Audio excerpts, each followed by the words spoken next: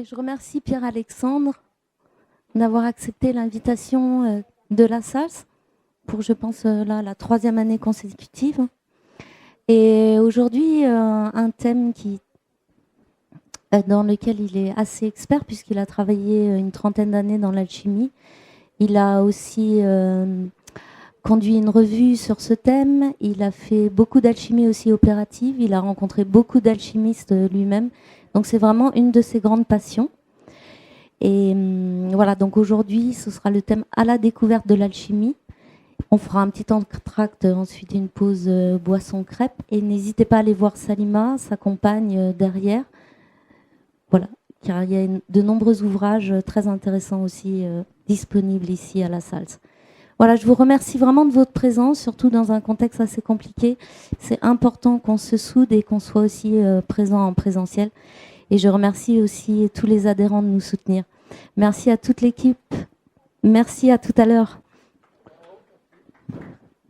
Merci pour l'accueil. Donc c'est vrai que je commence à être un peu un habitué de la SALS. C'est vrai que ça fait quelques années maintenant que je viens faire une présentation sur différents sujets. Cette année, c'est vrai que j'ai choisi d'aborder le sujet de l'alchimie. Alors peut-être sous plusieurs aspects, peut-être dans un aspect aussi énergétique, de faire découvrir l'alchimie un peu différemment. Et je dois dire qu'il y a quelqu'un notamment qui m'a beaucoup influencé quand j'ai préparé cette conférence, qui n'est autre que Patrick Rivière. Je ne sais pas si vous avez connu Patrick Rivière, donc qui était un alchimiste. Donc voilà, enfin, c'était un peu, j'allais dire, mon père ou mon guide ou mon maître en alchimie. C'est quelqu'un que j'ai connu où j'avais 18 ans à peine et j'ai fait partie de l'association Spagy Nature. Et c'est une des personnes qui m'a montré certaines choses au laboratoire et qui m'a amené à pratiquer l'alchimie et qui a confirmé quelque part la passion qui était naissante dans le jeune homme que j'étais. J'ai beaucoup pensé à Patrick Rivière pour plusieurs raisons. D'une part, parce qu'il venait aussi régulièrement dans la région, il connaissait très bien les mystères de Rennes-le-Château, Rennes-les-Bains et des cathares. Et il a animé un certain nombre de sessions de visites sur les châteaux cathares. Donc c'était un peu aussi une de ses marottes. Et lui-même avait bien connu Gérard de Sède, qui était autrefois un de ses amis. Et puis, peut-être chose un peu moins connue, Patrick Rivière a écrit des ouvrages sous un pseudonyme sur les mystères de la région, sous le regard de l'alchimie. Donc, c'était sous le pseudonyme de Yves Lière. Et donc, il a écrit notamment sur la Reine Pédoc ou l'Ordego. En fait, il y a eu 3 petits ouvrages qui avaient été faits, et dans lequel il donne un certain nombre d'allusions en lien avec les mystères de la région et avec cet aspect de l'alchimie. Et c'est vrai que pour Patrick Rivière est malheureusement parti pour l'autre monde, donc en tout début d'année. Bon, c'est comme ça. Je pense qu'à un moment donné, tout alchimiste qui a fini son travail sur cette terre passe dans une autre dimension et passe à autre chose. Et Patrick Rivière, c'était son moment de passer dans cette autre dimension. Alors c'est vrai que Patrick Rivière avait une idée peut-être de l'immortalité qui n'était pas commune en fait chez la plupart des alchimistes. Souvent, les gens qui s'intéressent à l'alchimie disent que l'alchimiste cherche à devenir immortel, mais ce n'est pas forcément une immortalité du corps. C'est une immortalité de l'esprit en fait qui est avant tout recherchée. C'est le fait que dans beaucoup de traditions, comme dans les traditions bouddhistes, quand quelqu'un atteint l'éveil, au moment de la mort, en fait, il peut passer en pleine conscience dans l'autre monde, de l'autre côté, et poursuivre quelque part sa route, son chemin, dans cette autre dimension, dans cet autre monde. Et avant d'avoir, j'allais dire, une immortalité du corps, ce qui est plus important, c'est l'immortalité de la conscience qui permet en fait de revenir éventuellement dans ce monde si le but et la destinée est celle de revenir avec toutes ses connaissances, toute sa conscience, et de pouvoir aider l'humanité, j'allais dire, souffrante. Donc voilà, en tout cas, ça c'était parfaitement l'opinion de Patrick Rivière. Enfin, je l'ai vraiment très bien connu, c'était un très très bon ami. Et encore avec ma compagne, on allait le voir assez régulièrement. Et je sais bien combien il défendait cette idée plutôt qu'une idée de l'immortalité du corps, d'un corps qu'il faudrait maintenir en vie coûte que coûte. Non, c'est plutôt la transmutation de l'être, c'est l'immortalité de la conscience, et c'est la recherche de l'éveil, en fait, qui est fondamentalement la recherche de l'alchimiste. Donc voilà, c'est un petit peu dans cet esprit que j'ai essayé de placer cette conférence.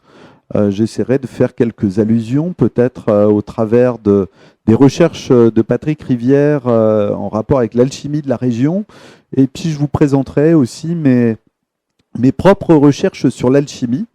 Mais peut-être pour commencer, il faut d'abord définir l'alchimie.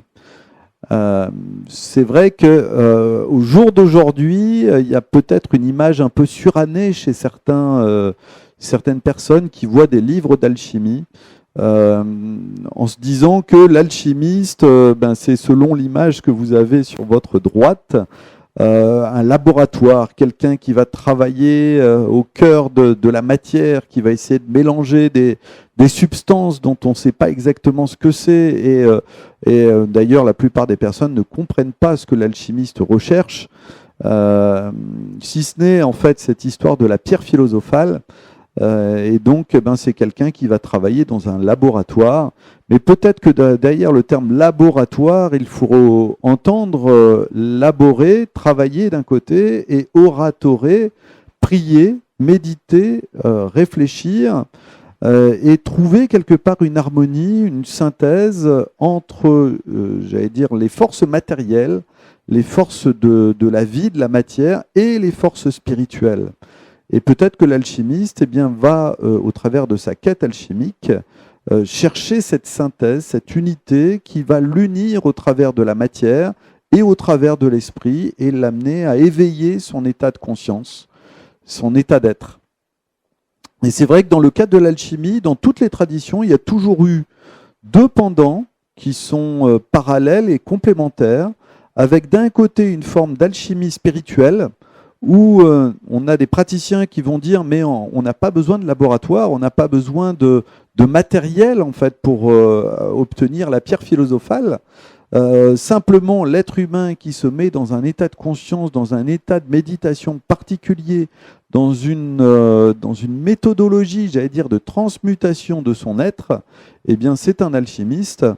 Et d'un autre côté, il y a des gens qui sont partie prenante d'une forme d'alchimie matérielle, en disant que l'alchimiste digne de ce nom devrait passer au laboratoire, devrait passer avec la matière, essayer de trifouiller l'intérieur de la matière pour en extraire des énergies, des vibrations, des quintessences, c'est le terme qu'on retrouve dans beaucoup de textes alchimiques.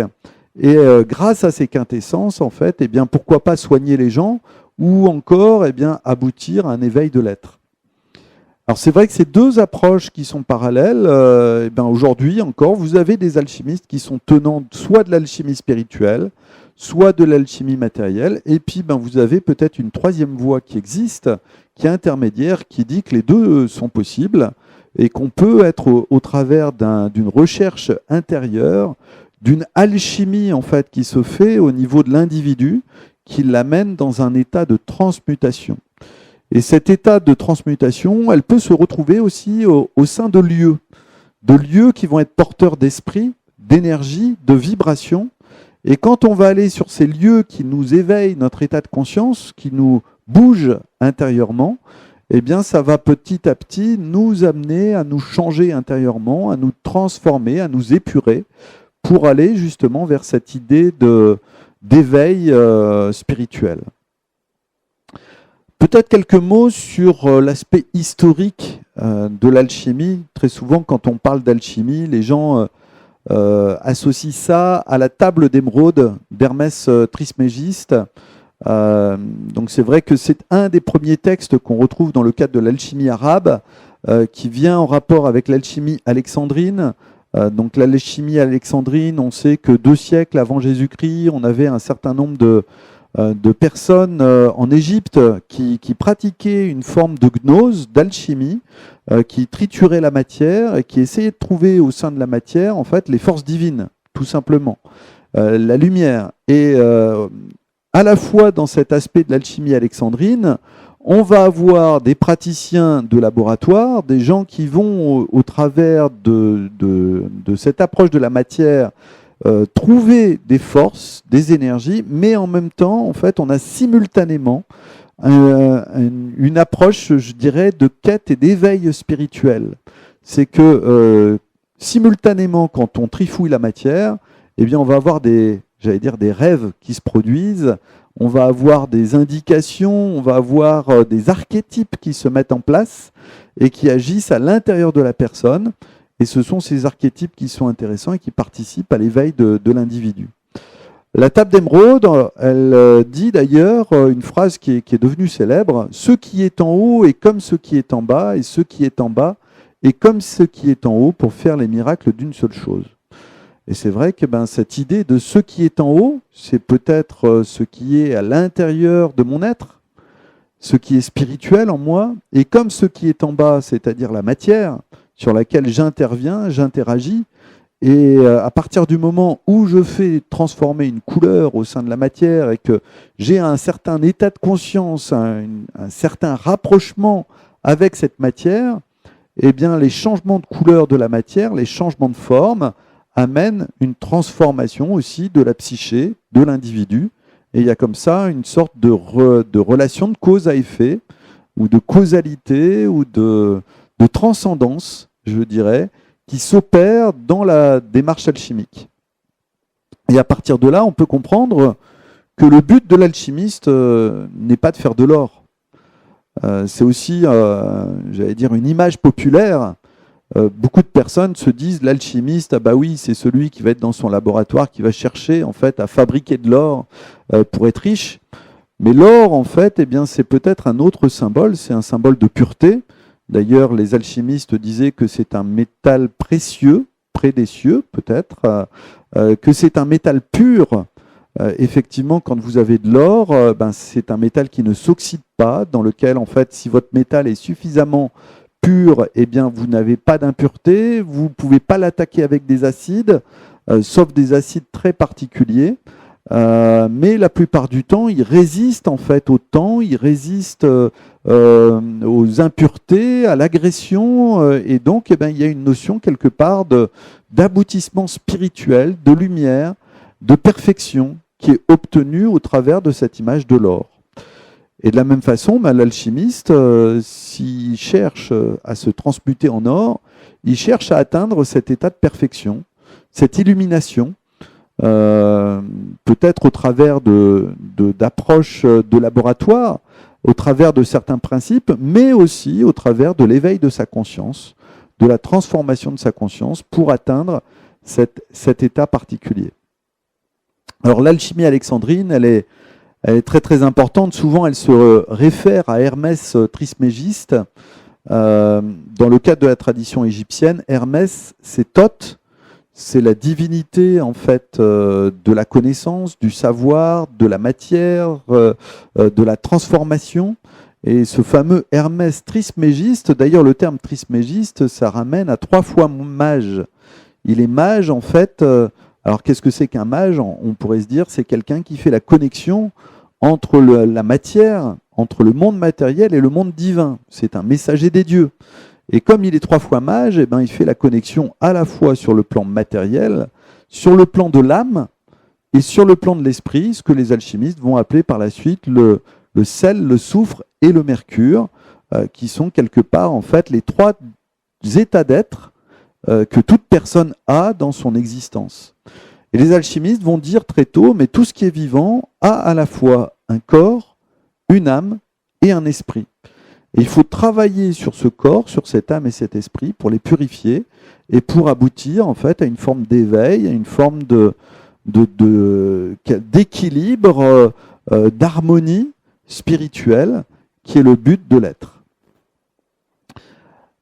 C'est vrai que les premiers textes de l'alchimie alexandrine se réfèrent vraiment à cet aspect de Thoth, Hermès, et vont donner en fait deux courants. Il y a un courant qu'on appelle un courant de gnose hermétique. La gnose hermétique, c'est la recherche de la connaissance, du savoir. Et dans ce courant de gnose hermétique, on va dire que tout ce qui est symbolique, tout ce qui est légendaire, eh bien, ça touche l'individu sur un degré de conscience qui est plus élevé. Et donc, quand on travaille dans le domaine de ses rêves, dans le domaine des symboles, dans le monde, j'allais dire, des dieux, eh bien, on agit en fait sur ce monde un peu particulier, sur ce monde spirituel. Et le but en fait de l'alchimiste, dans le cadre de la gnose hermétique égyptienne, eh bien, c'est de travailler sur ces symboles, de les transformer, de les transmuter, de les aligner de telle manière à créer des bonnes synchronicités dans sa vie. Et à partir de là, en fait, eh bien, les synchronicités nous permettent d'évoluer et on trouve à un moment donné un équilibre, une harmonie avec la nature, avec le monde, avec l'univers, qui fait qu'on est au-delà de tout. C'est le but de la gnose hermétique et peut-être, j'en dirai quelques mots tout à l'heure, peut-être qu'on pourrait faire un lien entre la gnose hermétique et la gnose cathare. Pour revenir aussi dans le cadre de cette approche de l'alchimie alexandrine, eh bien, ils ont dit aussi que puisque Dieu ou le divin avait créé en fait tout ce qui existe, eh bien, on va trouver ces forces, ces énergies aussi à l'intérieur de la matière, des métaux, des plantes, et que quand on travaille sur les plantes, sur les métaux, on peut aussi en extraire leur quintessence.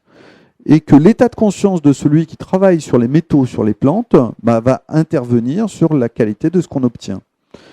Ça, on pourrait le dire, il y a peut-être un lien avec aujourd'hui ce qu'on appelle la physique quantique, ou ce que certains considèrent comme l'aspect de la physique quantique, puisque dans un domaine spirituel, beaucoup de personnes, on va dire, synthétisent cet aspect de la physique quantique où on est en relation avec tout. On est en relation avec les opérations, les expériences que l'on produit, et notamment dans les accélérateurs à particules, les scientifiques se sont rendus compte que quand ils attendaient certains résultats, eh bien ça se produisait plus rapidement. Et donc l'état de conscience du physicien interagit avec l'expérience. Et c'est exactement ce que nous disait la gnose alexandrine, c'est que selon notre état d'être, notre état d'éveil, eh bien, les quintessences qu'on va extraire des métaux, des minéraux, vont être différentes selon tout simplement l'état d'être que l'on a. Donc ça, c'est très important de bien comprendre ces deux liens. Et ça va permettre de formaliser peut-être ces deux courants de l'alchimie, avec d'un côté ceux qui vont chercher au travers d'une approche matérielle, d'une approche de laboratoire, à extraire des quintessences et avoir une interaction avec son être profond. De l'autre côté, ceux qui vont essayer d'obtenir une forme d'éveil en travaillant sur les symboles, en travaillant sur les rêves, en travaillant sur des énergies spirituelles qui ne sont, qui sont en lien avec des énergies matérielles, mais qui dépassent quelque part ces énergies matérielles. C'est vrai que cette histoire de gnose égyptienne, elle est venue à un moment donné comme une sorte de, de continuité de la spiritualité égyptienne. La spiritualité égyptienne vise à répondre à des questions fondamentales. C'est vrai que la question que tout le monde se pose, c'est qu'est-ce qu'on fait dans ce monde? Quel est notre but en fait à être ici? Pourquoi je suis né? D'où vient la vie? Qu'est-ce que je vais devenir en fait? Et est-ce que quand je meurs, ma vie s'arrête ou est-ce qu'il y a quelque chose qui continue derrière ça? Et toutes ces questions, en fait, elles sont liées avec les écoles, de mystère, les écoles initiatiques, où dans le cadre des écoles initiatiques, eh bien, on visait à mettre la personne dans un état particulier pour vivre éventuellement la mort, pour voir ce qui se passe de l'autre côté, du voile. Et puis, à partir de là, être au contact avec ces forces un petit peu particulières et se dire, avoir des réponses, concrètes par rapport à ces questions. l'alchimiste, en fait, c'est aussi ces questions qu'il cherche. Et du coup, dans le cadre de cette gnose égyptienne, eh bien, l'alchimiste est arrivé à un certain nombre d'observations, de réponses qui lui laissent à penser que l'énergie de la vie ne s'arrête pas à la mort, qu'elle continue. D'où cette idée par laquelle j'ai commencé tout à l'heure en disant l'immortalité de l'être n'est peut-être pas forcément une immortalité du corps, mais une immortalité de la conscience. Et c'est la conscience, en fait, qui prend simplement des vêtements différents, des formes différentes. Dans le cadre de l'alchimie spirituelle, en fait, eh bien, on parle du corps de gloire, du corps de lumière. Et c'est ce corps de lumière, ce corps de gloire que, quelque part, l'alchimiste recherche, plutôt qu'un corps de matière, en fait, qui va être dense, qui ne va pas porter cet aspect de, j'allais dire, de la lumière, en fait, sur tous les plans. L'une des réponses, en fait, qu'on retrouve dans la gnose égyptienne, c'est d'homme, tu dois devenir Dieu. On doit devenir quelque part des dieux ou à l'égal des dieux. On doit quelque part ouvrir notre énergie, en fait, pour se fondre dans cette énergie divine. Et ça part de cette idée, en fait, que lors de la création, eh bien, le divin nous a créés avec un certain nombre de qualités. Nous, en fait, eh bien, on a cherché à expérimenter la matière profonde. Et puis, on a intégré des petits grains de sable dans notre matière profonde qui fait que notre conscience n'est pas ouverte à tout. Et le but de notre vie, en fait, ici, et de nos allers-retours entre cet autre monde, eh bien, c'est d'enlever à chaque fois un petit peu ces grains de sable pour avoir un peu plus de lumière à chaque fois. Et à un moment donné, peut-être qu'on arrive à un état de transparence complet qui fait que l'énergie divine passe à travers nous, qu'on s'unit avec le divin, avec les forces de la nature, et ce sera notre but, en fait. Devenir Dieu, c'est simplement, on va dire, laisser passer cette énergie divine de façon à ne pas la bloquer à l'intérieur de nous. C'est vrai que dans le cadre des temples égyptiens, on retrouve beaucoup d'éléments qui amènent à cette idée de gnose égyptienne, à cette transformation, à cette idée, en fait, de transformer les choses en or. Donc faire de l'or, en fait, c'est aussi faire de la lumière. Alors il y a une petite araignée qui est là, hop, voilà, elle est sur son fil de lumière. Donc oui, l'or, en fait, en égyptien, donc c'est la couleur du jaune solaire. C'est pour les Égyptiens, c'est la chair des dieux. Hein, et on peut se dire que c'est vraiment pas j'allais dire, un or physique. Aor, dans le cadre des traditions hébraïques, c'est la lumière. Hein, et il y a vraiment cette idée, en fait, de lumière. Dans les termes égyptiens, on a Imak, celui qui est dans la lumière, qui est bienheureux. Hein, et Udja, c'est la lumière de la connaissance intérieure. D'où cette idée aussi de gnose, de connaissance qu'on doit trouver. Et quand l'alchimiste va chercher à transformer les métaux, ça peut être pris de façon symbolique, mais je ne nie pas non plus, en fait, puisque quand l'alchimiste connaît les principes de la vie, de l'énergie, de la vitalité, qu'on ait les mêmes principes, en fait, pour faire évoluer. Si une personne est capable d'évoluer, j'allais dire, intérieurement, il peut aussi faire évoluer la matière et l'amener à se transformer et à fabriquer de l'or. Ce qui est intéressant, il y avait un alchimiste, Paracels, qui disait « Nul ne peut transmuter s'il ne s'est déjà transmuté lui-même ». Ce qui ramène un peu à cette idée, en fait, où à partir du moment où on laisse couler l'énergie divine à l'intérieur de soi naturellement, eh bien on peut influencer la matière qui est autour de nous, l'amener à se transformer et faire des choses qui paraissent impossibles à la base dans le cadre de la physique classique ou traditionnelle.